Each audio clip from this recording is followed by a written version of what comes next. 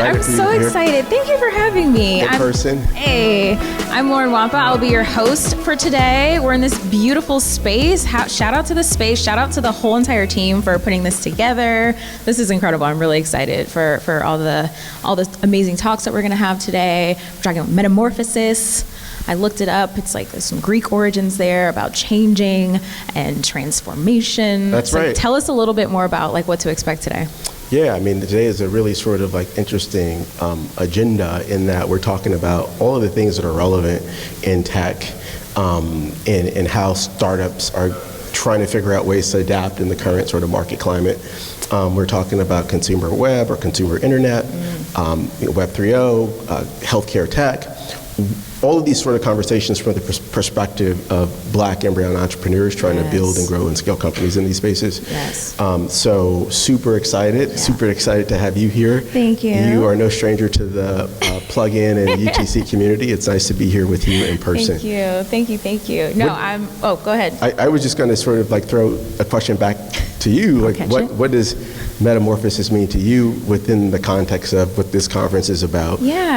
Supporting diverse, entrepreneurs and founders, building sort of the tech talent pipeline with the sole purpose of creating more, sort of talent in the entrepreneurial and venture space. Right. I mean, we kind of took the words out of my mouth, but one of the things I'm like really excited about in this kind of post-2020 world, as I like to call it, are founders who are looking around corners and creating innovation that truly will like transform and impact, tomorrow. And I think the more diverse founders that we have that are getting access to capital, that are like building and priming markets in ways that have never been seen before, and they're adaptable and are thinking broadly about how to make real change, that is what's really so exciting to me. And all of the founders here today, everyone here in this audience is here because they have that same kind of energy. So I'm just like excited I'm fangirling here right now. I'm trying to keep it cool, but I'm really excited to hear more about that. Awesome. Yep. So should we kick it off? Let's kick it off. Awesome. Let's kick it off. So we've got this incredible first moment here on the stage where we're going to be talking with some incredible founders who are going to tell us a little bit about the nitty-gritty of how to get this shit done. I'm going to hand it off to Derek, who will bring out the rest of the folks in a couple of words before that, and then I'll get off the stage. But I will be back in a little bit. Stay tuned. We have some incredible content for you this morning. We'll have a networking lunch. There's some incredible things in store for us this afternoon. But thank you so much for being here. I'm really excited to get things kicked off. So awesome. Over to you. Thank you so much. So our round of applause, please. So our first segment is a roundtable with Plug-in South LA founders. This is our third accelerator cohort that we're going to invite out to the stage. Before we get started, I would like to invite Layla Lee and from the mayor's office out to the stage to say a few words about how the city is supporting the LA tech entrepreneurial sort of system or ecosystem, and why supporting diverse entrepreneurs and founders is equally important. Can we please welcome Layla Lee to the stage?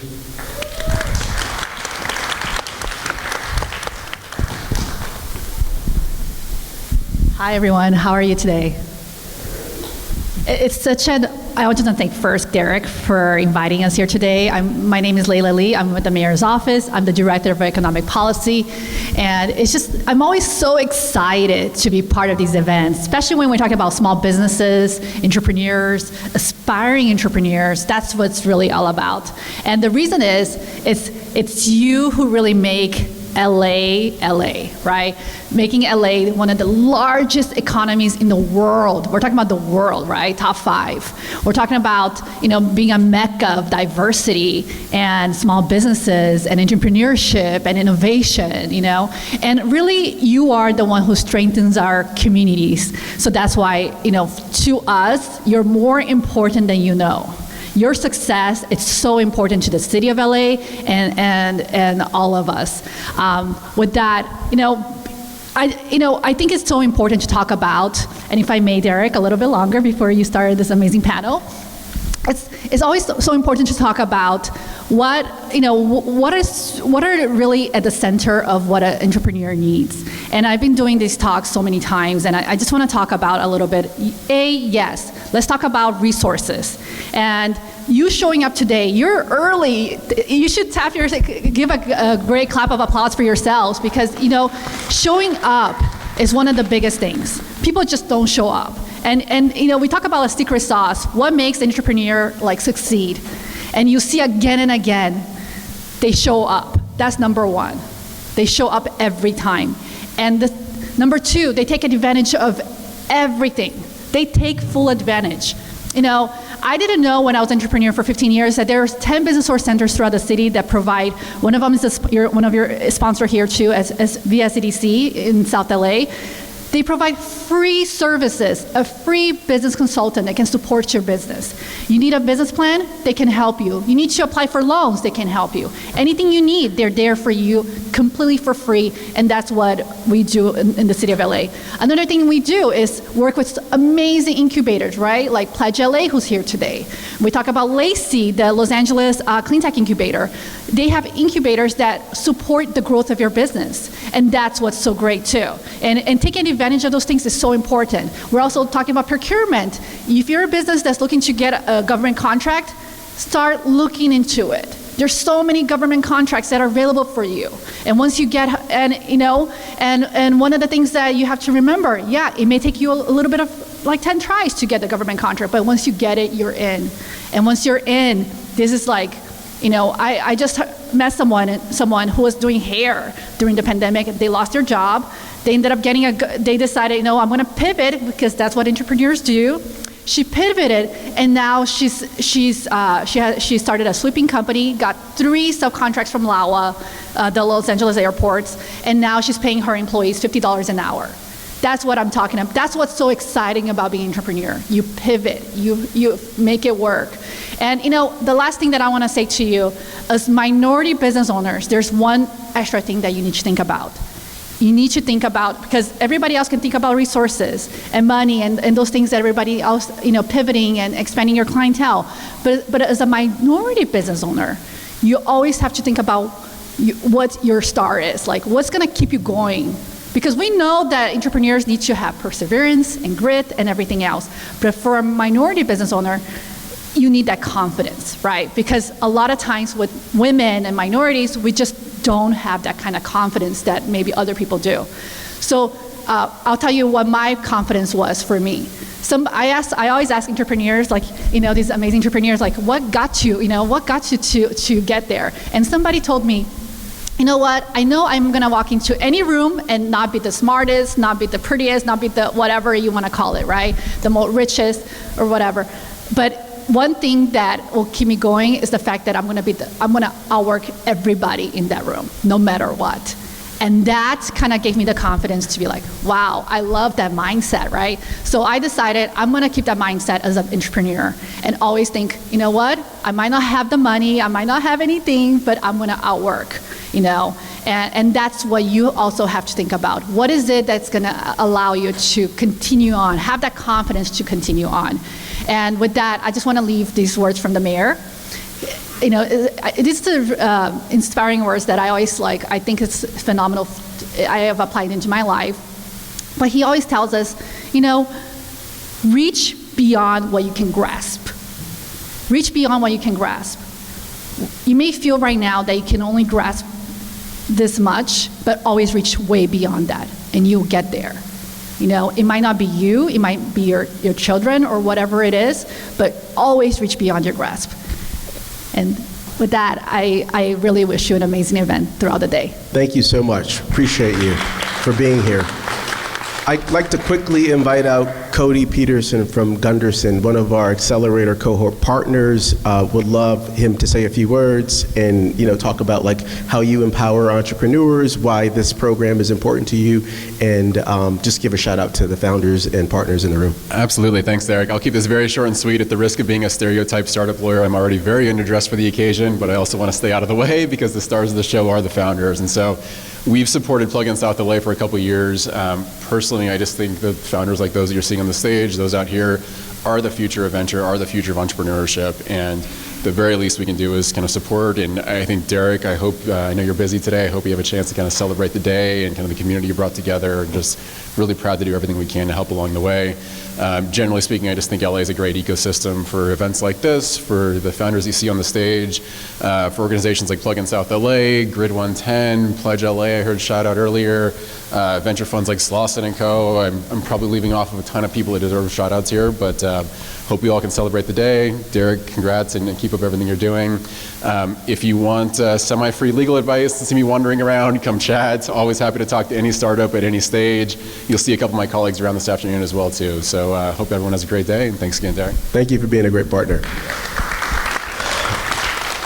Okay, let's get down to it. I'm going to run and sit over here because it looks a little awkward being over there, but I would love if you, the founders, you would introduce yourselves to the audience, tell them a little bit about who you are, what you're building, and let's kick off the conversation from there. Is that cool? I was like, ladies first. Ladies first. Okay, great. Good morning, y'all. My name is Camille Christina Terry. I am the CEO of Charger Help. I told folks that we fix charging stations because they break. And we do it in two cool ways. One through data and the other through workforce development. So giving good jobs to folks across the United States. Super excited to be here and share more of my story with y'all. Thank you. Yeah, my name is Leonard Tatum. I'm also happy to be here and seeing everyone, all the founders. My company is called Tatum Games, and we help game companies better monetize their games. Excellent. Hi, everyone. I'm Serge Jamuzu, CEO and founder of FinPro, which is a seamless forecasting and planning SaaS. Fundamentally, for people who don't know how to use spreadsheets to forecast financials, we make it easier for them. And what makes us unique is the fact that with the analytics that we have, we make that available to banks to underwrite loan for those businesses. And I'm elated to be here, Derek, and so thanks for having us. Hello, whoa, that was loud. Hello, everybody. I'm Dr. Stephen Moyo. I'm CEO and founder of Wealthy, and we focus on families who are living in poverty and families of color who are facing an uphill battle when it comes to health primarily. And what we do for them is deliver personalized health education and personalized access to care. And we're doing that through the K-12 school system. So really excited to be here today. Awesome, thank you for that. And just to give everyone in the audience a little bit more context, this is the third cohort of the Plug-in Accelerator. It's a 8 to 12 week program. We bring together the LA tech ecosystem, other successful entrepreneurs, investors, mentors to help them navigate through the challenges and opportunities that they're working through on their founder journey. And so, beyond that period of time, we still work and support our founders in whatever way that we can. And so this is really sort of like a roundup to what has been like a pretty crazy year with COVID coming and going, and it's just nice to be back in person. Founders, I really want to ask you a couple of questions to really get your take on what this journey has been like for you in general, not even like specific to the program, but like what is the North Star in how you are building and growing your company? What is it what's that one thing that gets you to jump out of bed every day to really sort of like tackle the millions of hurdles and challenges that you're confronted with building and growing and scaling these companies that you're building? Oh yeah, I can start. So with Charger Help, a lot of what we do is really utilizing data and technology.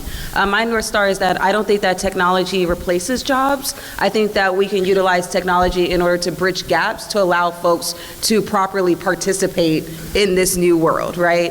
And so my North Star is always looking at the ways in which I can allow access to folks to gain money, essentially, right, from solving real problems. And how that looks like at Charger Hope is that, we're employing folks that may come from oil and gas, we employ folks that may come from telecom, that they're not in like a software engineering space. But what we say is that through technology and through the ways in which we're building out our platform, we can help bridge that gap so when they're transitioning into this space where their jobs might be disappearing, they don't have to go back to school for 4 years or 5 years, right? We can utilize the skill sets that they have to add value to fix a real problem. And that's my North Star. That's awesome. That's great. So for me, I've worked in the tech industry for about 20 years as a software engineer. And I worked for companies like NASA and Tesla, Genentech. A lot of these you guys have already heard of. And one of the challenges that they face is understanding how to monetize their users. So if large companies like these have issues with figuring this out, smaller companies really don't have any chance. And so my North Star is really helping out those small companies. We are focused on the gaming industry because it's low-hanging fruit. And we believe that we can help them better compete with the bigger guys by giving them the tools and knowledge that they need to monetize their users. Yeah, this is a great question, Derek. So for me, I've been an entrepreneur since I was 16. I'm a self-taught software engineer, like Leonard here. And, started my first business when I was 16. And I was lucky enough to exit that business when I was 21. And since then, I've been starting businesses. But most notably, I started a business that really focused on helping service workers earn more net income. And, it's only now cool that Black founders are getting funding, but, back then when I was starting that business, no matter what I did, I could never raise any funding for the business, right? And again, this was pre-Black Lives Matter and all of that. And in fact, one of our direct competitors at the time is this company called Toast. They went public last year for $20 billion, and again, I couldn't raise any venture capital for my business. And through that experience, almost ended up dying. Right? I mean, like actually physically dying, right? And so, FinPro, starting FinPro, part of the solution we want to build there is really to help close the gap between, founders who are trying to build high-tech businesses, but for some reason are not able to translate that financial story to potential VCs or investors, or even have an understanding of the financials so that they can really scale the business in the way that it needs to scale, right? And also having an understanding of, when can they bring in, sort of cash injection into the business, right, to enable that growth.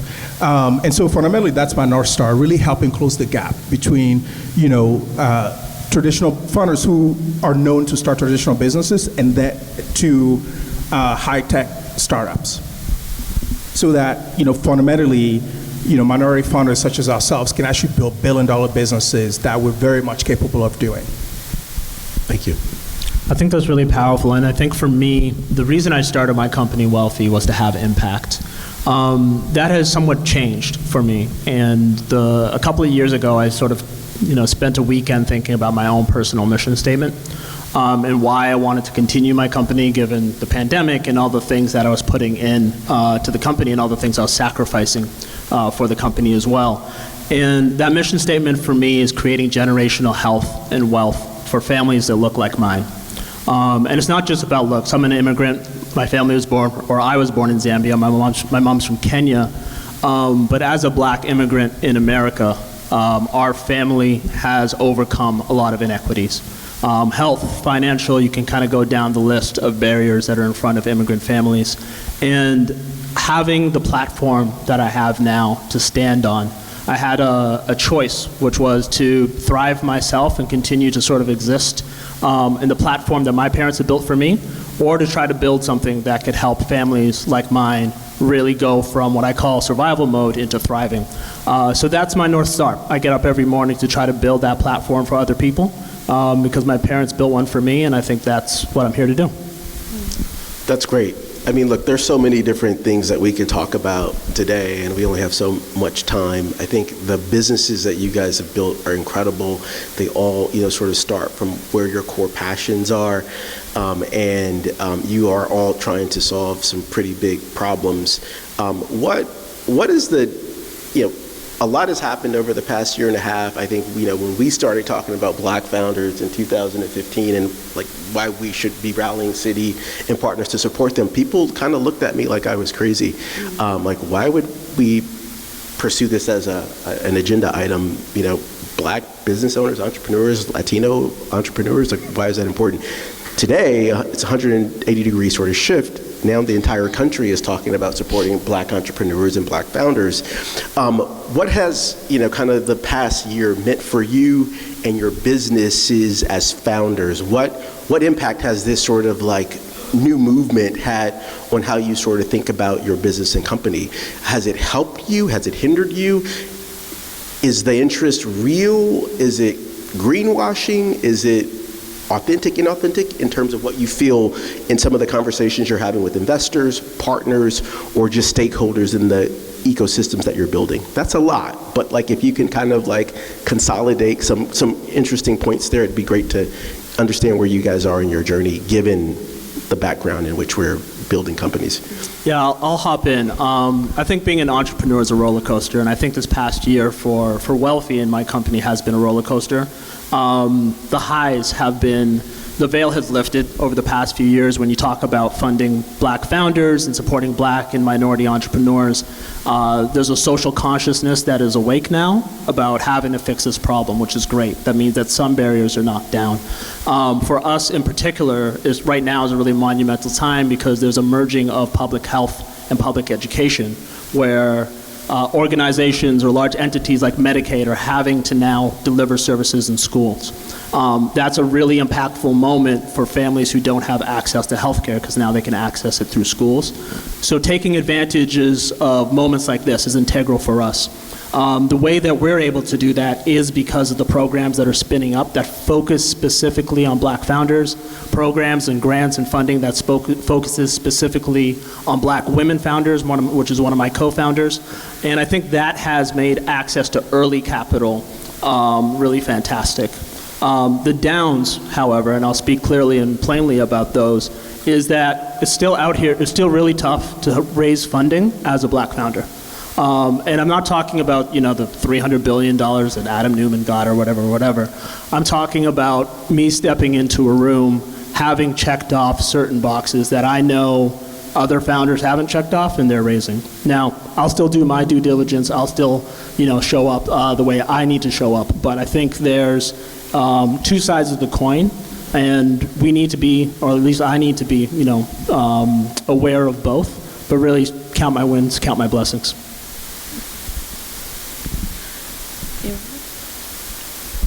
Sure, I'll go. I think everyone on stage here is a testament of these movements.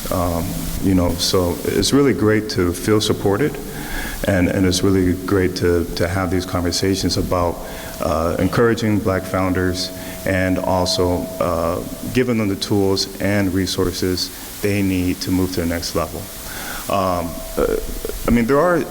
There are some downsides.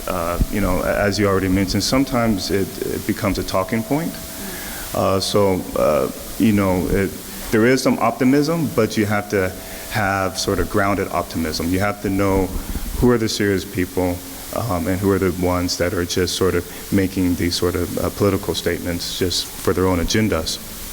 So you do have to navigate those waters. But overall, I think that this is a very positive thing for black founders, and I'm looking forward to seeing what the future has left for us. Yeah, I agree. I think that, things are changing. It does feel like things are changing, which I think is important.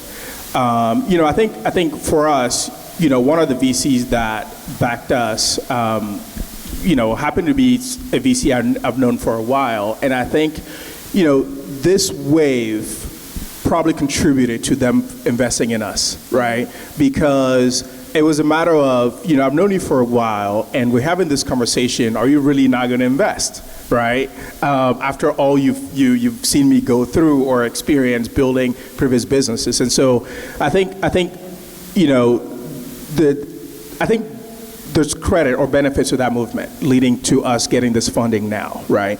And I can tell you that, because of that funding, some of the milestones we've achieved so far are just phenomenal. I mean, we just signed one of the largest banks in the U.S. right now.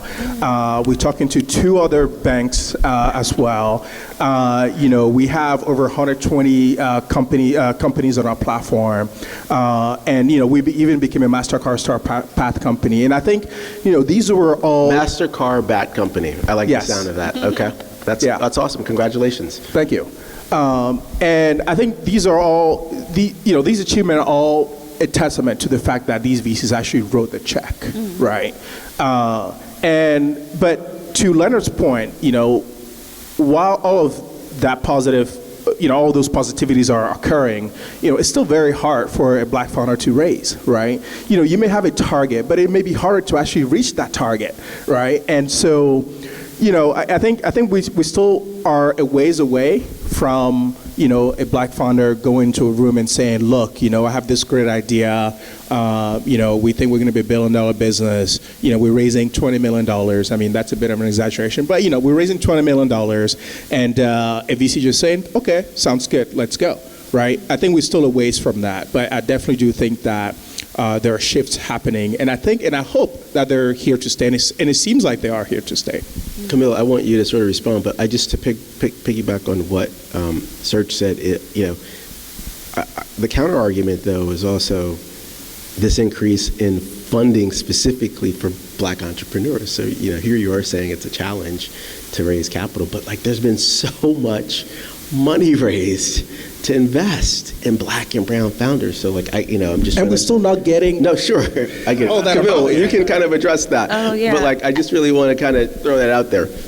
Yeah, I mean, I agree with what my colleague said here. I think the thing I could add is that it really just becomes it's part of my language. It's like a mind fuck. You just don't know.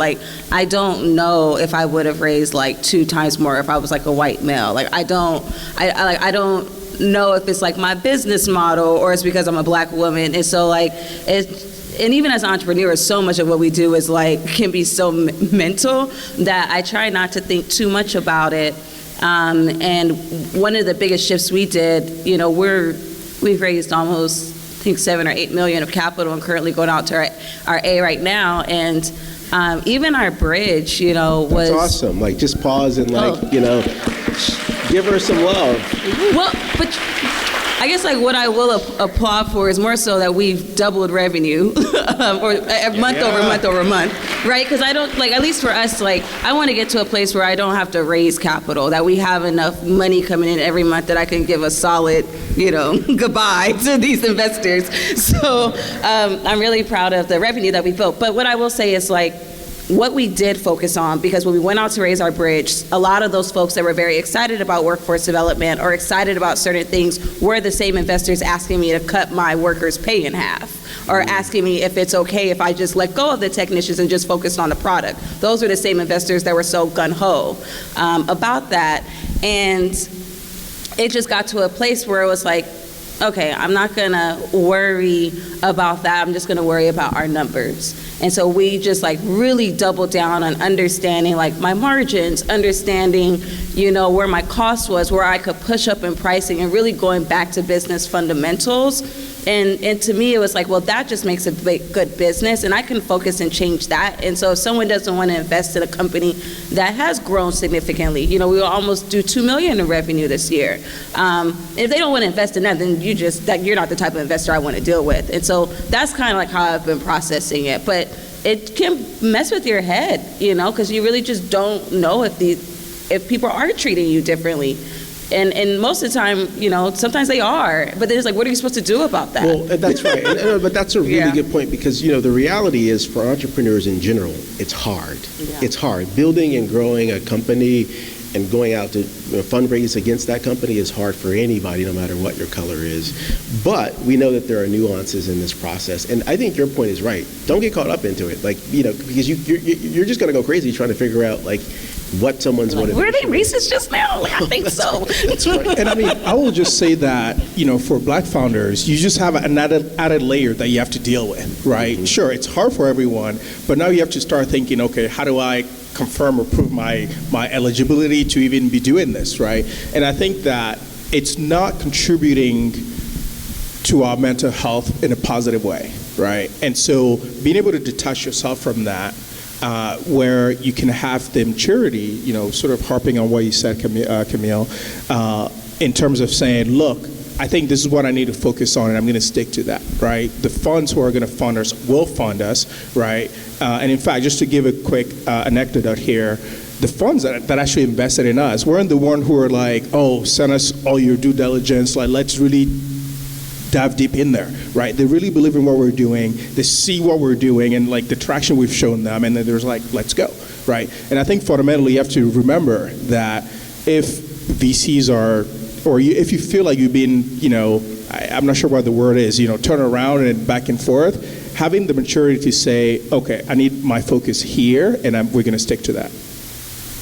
Zeph, you were a little delayed. I know it's LA traffic, all good, nothing against you. Please introduce yourself and tell the audience a little bit about what you're building and piggyback on this sort of question. Sure.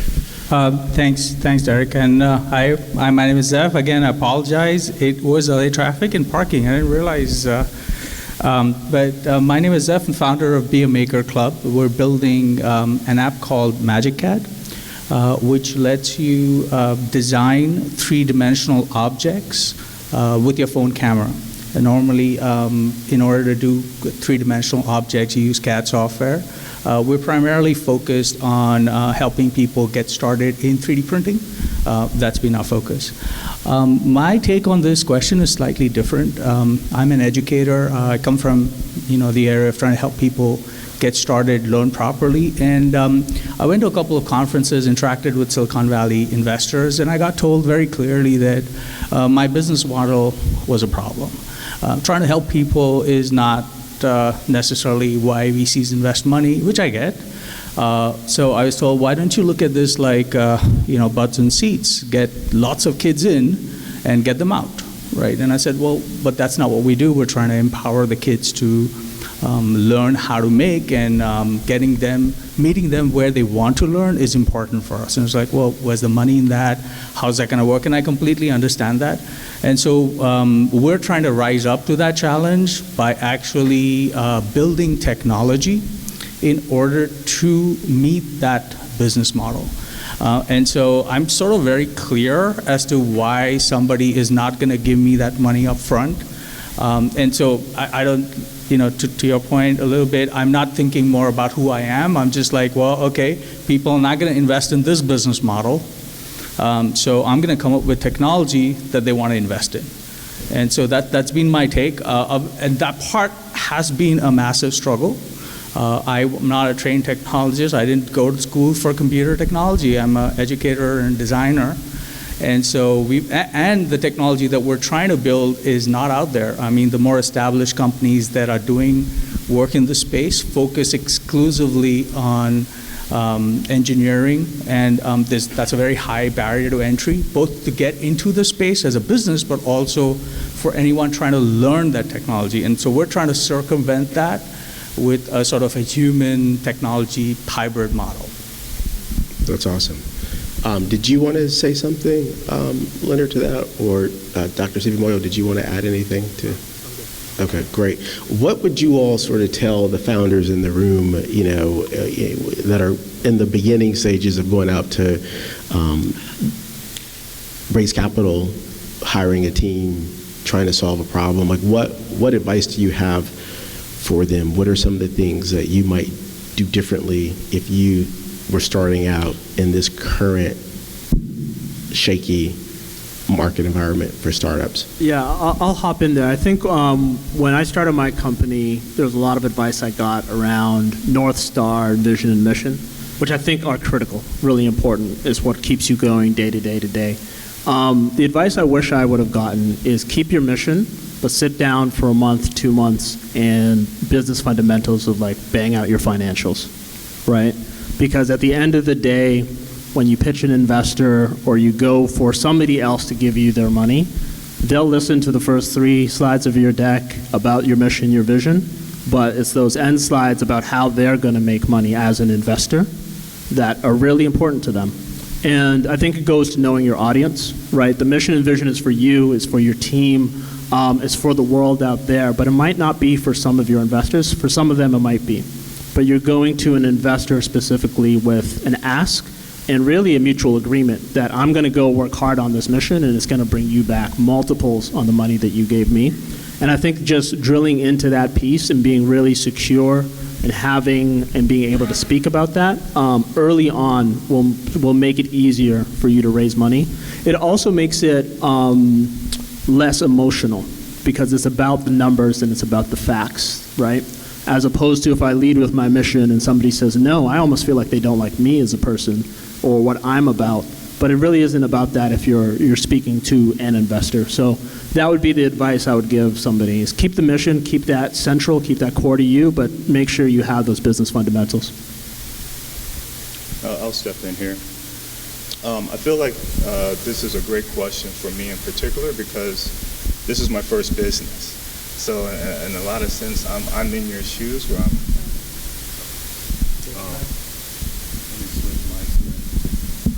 Can you guys hear me now? Yep. Okay. Sorry about that. Yeah, I feel like this is a perfect question for me because this is my first business. So in a lot of ways, I'm in your shoes, learning things along the way. And I probably made more mistakes than anyone. So I'm going to put you on game on a few things that I've learned. One of the things that I would say for sure is, build your team, build your founding team. A lot of us, we go on this journey by ourselves, and I was certainly by myself for a very long time. But it's a lot easier when you have people to support you. So that's the first thing. And then the second thing I would say is that your business is not static. It's going to be dynamic. You're going to change. Tatum Games, before we used to create content. We used to create games, and we did so until we kept receiving no's from investors saying that, hey, we don't invest in games. So we pivot, right? We either had to shut down or pivot, and we decided to pivot and create game services. So now we're helping other game developers succeed. So you have to be able to know that your business model may change, it may adjust, and you may have to update your business to fit into the VC model. So these are like two of the primary things that I would say. Yeah, and I guess to add, the two things that were helpful for Charger Help is that my first $500,000 came through pitch competitions. So I would just Google pitch competitions through Eventbrite all of the time. Shout out to Cody, wherever he is from Gunderson. My first pitch competition I won was with Grid 110, which actually wasn't money, but was introductions. So I would apply to pitch competitions that was with money or just exposure and crafting my story. That's the second thing I think that has been great for Charger Help is that we have a very good story. And what I've seen is that allows us to get into the doors because people are compelled by our story. And then once they get through the door, right, it's important to know your numbers so that they can make it past the third page. But one, I would say, look to pitch competitions. It's free prize money. We were able to build our product off of it and then get introductions. And then two, if you can really hone in on what your story is, and it's compelling and it's authentic, you do find that folks will gravitate to that. But you will need to have the numbers to back it up afterwards.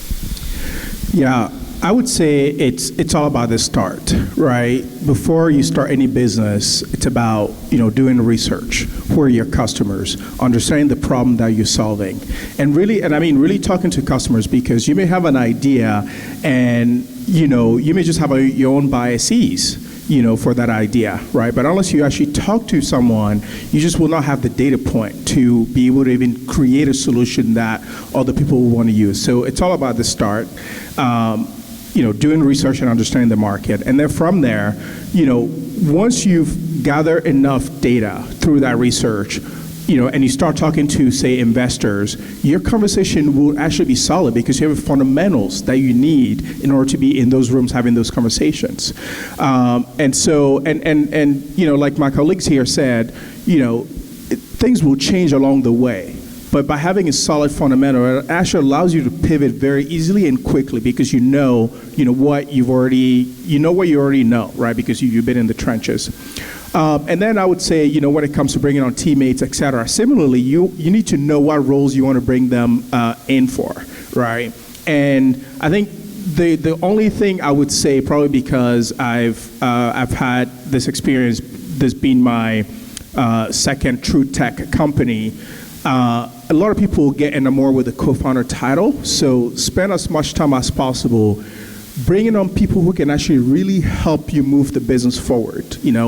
Make sure you're not too hung up on the title as you define those roles that you want to hire for, and really make sure that you treat people in the way in which you like to be treated. Right? In other words, tap into what their vision is for themselves as well, because that's going to commingle really well with whether or not you decide to bring them on board your company, right? Whether or not they're going to be down to, wake up every now and then, every morning to work on the same mission as you. So I would say, so that's fundamental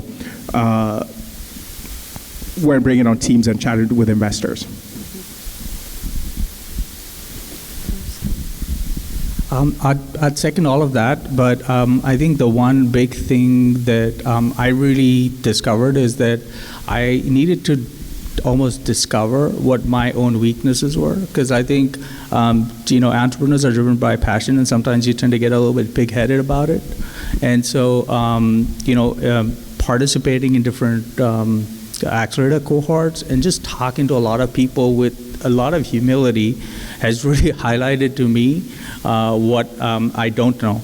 And, in some ways, I feel that that's become quite critical. Like, specifically, I pointed earlier, I don't come from computer technology. And even though I might have a general understanding of tech, what are the details of it, like in terms of execution, and what are the key pieces in there that I need to know? I've only discovered by talking to other people. So, yeah. Do you guys, some of you have a social component to what you're doing. Dr. Stephen Moyo, I think Camille, I would argue and say Charger Help also is, and even USEF. How do you reconcile the long-term sort of vision or mission of what it is that you're solving with like a market-driven sort of business where, these are not non-for-profits, these are, sort of enterprises. And so how do you straddle like both vision and, sort of market economics? Real quick, Derek, I want to say also that, I probably don't speak to this too often, but we do have a social mission for FinPro as well, where we're pledging to donate 1% of our profit to organizations that are, helping minority founders in entrepreneurship. So wanted to just hit on that real quick, because I don't share it too often. I've arrived at, but that's fundamental to our business. So that means you're going to be writing plug-in a check at some point? Yeah, absolutely. Okay, good. We'll take it. God knows we need it. Yeah, I can. So one of the things I talk about a lot is like most of the tech businesses that have been built today have been built by folks from one perspective and one lived experience, right? And so I think that we have a misunderstanding of possibilities because we've only experienced the lived experience of typically one group of folk, right? And so for us, when we think about like what's possible, because I'm from South Central, because my mom worked at a union and like never made $30,000, because my co-founders parents died from like lung diseases because of their environment, because of all of these things, because of my lived experience, the way that I choose to build Charger Hope is with that mindset, within the framework of capitalism, because that just is what it is. And I also tell people, I grew up poor. It wasn't fun. Like, I would like to make a lot of money, but like, I also think in order for me to make money doesn't mean that other people can't participate or can't have a livable life. But that's because I'm coming to build a business from a very unique perspective. So my answer to your question is like, I think that for me, it isn't something that I have to like, choose between. I don't think I have to choose between being profitable and not paying people well, right? I don't think I have to choose between being equitable and being successful. To me, these things are intangible, right? Because whether you pay someone, $7 today and then your retention is crazy later on, that cost doesn't go away, right? So we choose to instead of getting, dragged later, we choose to just pay people well today, treat people well today, and, hold on to people today, because that cost doesn't dissipate if I'm trying to save money now. So it's not separate for me. It's just how I think people should build businesses. That makes sense. Hello, yeah. I completely agree with that. I think the other thing that's really interesting, and this is perhaps my lived experience, which is becoming a physician is a lot of delayed gratification. You don't get to do that, after 3 years or 4 years. It's at least usually an 8-year process. And when I look at what leading investors are saying out in the world, the Sequoias of the world, the A16Z, they're all now looking to these companies on a 10-year scale. because they realize it's these companies that are built over 10 years that have the multiples that are out of this world. So this idea of I need a 10x within 3 to 5 years is actually sort of losing water, right? And I think that if investors start to look at the data, right, funding companies that are minority founded, funding women, those companies perform better. Funding companies that are diverse, funding mission-driven companies, those companies perform better. And for specifically what we do at Wealthy, the equity aspect of what we do is good business, and here's why. By 2045, the majority of the people in the U.S. will be people of color. Our current health system is not built to serve them. So if you're funding health tech companies, you should fund companies that are looking to the future and serving the majority of people who will be the future of the country, right? Medicaid, which is the largest insurer in the country, is the fastest growing insurer as well. So funding companies that are focused on Medicaid is a good bet. And then we finally have this monumental sea change of funding that's going towards Medicaid, going toward the public school system around health, which has never happened before on this scale. So I think, to me, when I look at the whys of why I do what I do from a mission standpoint, it just also lines up with it being really good business.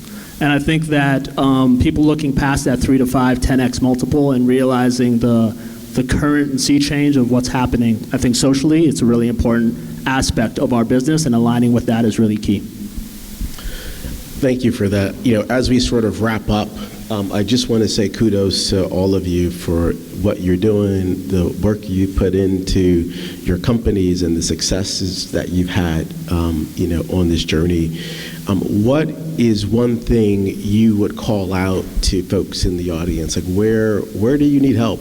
How can this community here support and help what you're building as you work to get to your next big milestone?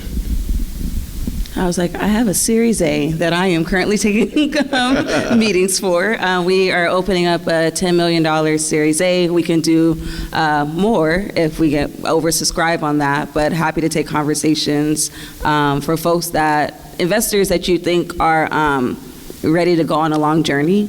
And investors that we say we have a no asshole rule, so non-asshole investors. I'm happy to take introductions from those folks. That's great.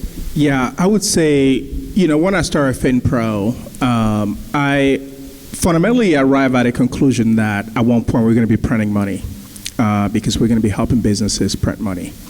And so, in that same token, we've opened up our seed round. And so, if you're an investor in the audience, absolutely, we'd love to, take a meeting and have a chat.